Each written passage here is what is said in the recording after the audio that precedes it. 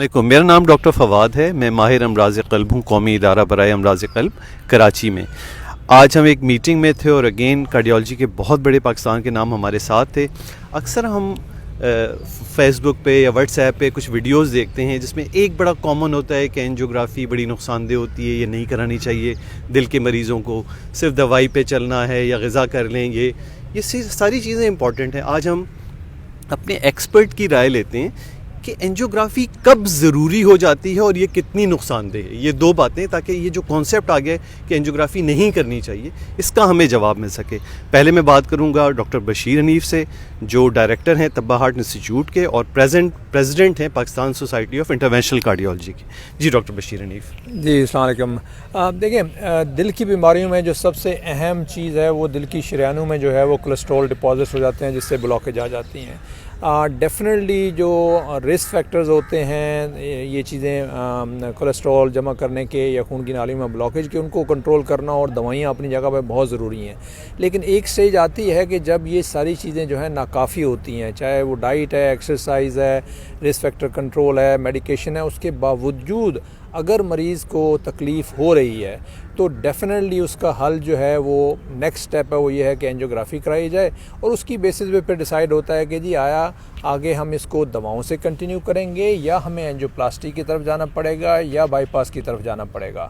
جب تک آپ اینجیوگرافی نہیں کریں گے تو یہ چیز آپ کو نہیں پتہ چلے گی، اور یہ اسی صورت میں ضرورت پڑتی ہے جب دوائیوں سے چیزیں کنٹرول نہیں ہوتی. اس کا مطلب میں یہ سمجھوں کہ ہر مریض کو اینجیوگرافی کی ضرورت نہیں ہے، لیکن کچھ مریض ایسے ہیں جس میں ایک سٹیج پر اینجیوگرافی کرنا لازمی ہے. ڈیفینیٹلی آئی تھنک ہر مریض کو بالکل ضرورت نہیں ہے، وہ اسیس کرنا پڑتا ہے. اگر دواؤں کے باوجود مریض کو تکلیف ہو رہی ہے یا اسٹریس ٹیسٹ سگنیفیکنٹلی پازیٹیو آتا ہے تو ان کو ڈیفینیٹلی اینجیوگرافی کرنے کی ضرورت ہوتی ہے. اینجیوگرافی آج کل اتنا کوئی زیادہ رسک نہیں ہے. ڈیفینیٹلی ہر پروسیجر میں کچھ نہ کچھ رسک ہوتے ہیں، لیکن اس کے رسک جو ہیں وہ بینیفٹس کے مقابلے میں کم ہیں جب ضرورت ہوتی ہے. ہاں، جب ضرورت نہیں ہے اگر کریں گے تو ڈیفینیٹلی رسک زیادہ ہوں گے، بٹ ادروائز اوور آل اس کے بینیفٹ زیادہ ہیں ایز کمپیئر ٹو رسکس کے.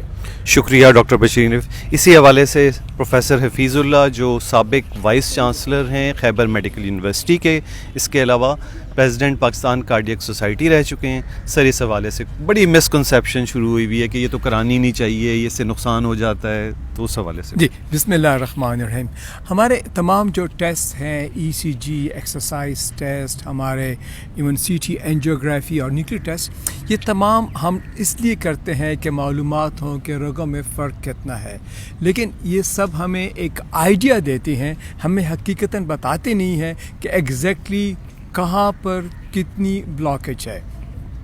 تو جب اس کے دو پہلو ہیں، ایسے بھی لوگ ہیں جن کا کافی عرصہ علاج ہوتا رہتا ہے ہارٹ پرابلم کا، اور اینجیوگرافی ہوتی، پتہ چلتا ہے کہ شاید مرض اتنا ہے ہی نہیں، تو وہ بہت بینیفٹ کرتے ہیں.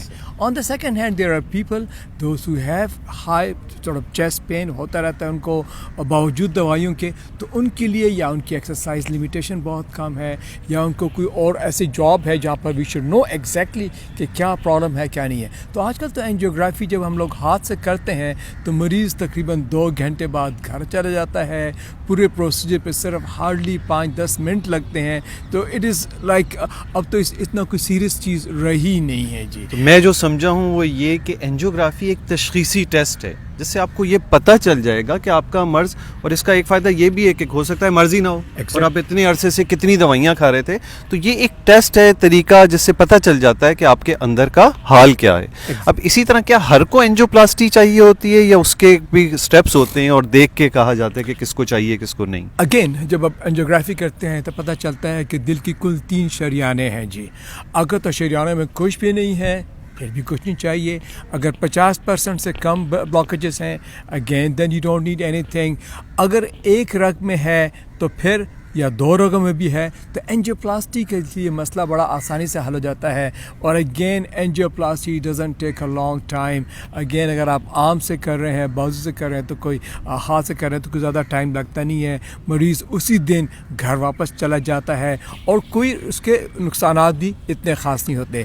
اگر तीनों रोगों में फ़र्क हो या लेफ़्ट मेन स्टैंड में हो तो तब हम सोचते हैं अबाउट ऑपरेशन. सो रफली जब हम एंजियोग्राफीज करते हैं तकरीबन 25% नॉर्मल होती हैं, तकरीबन 25% को बाईपास चाहिए होता है, ये बहुत ज़्यादा होता है.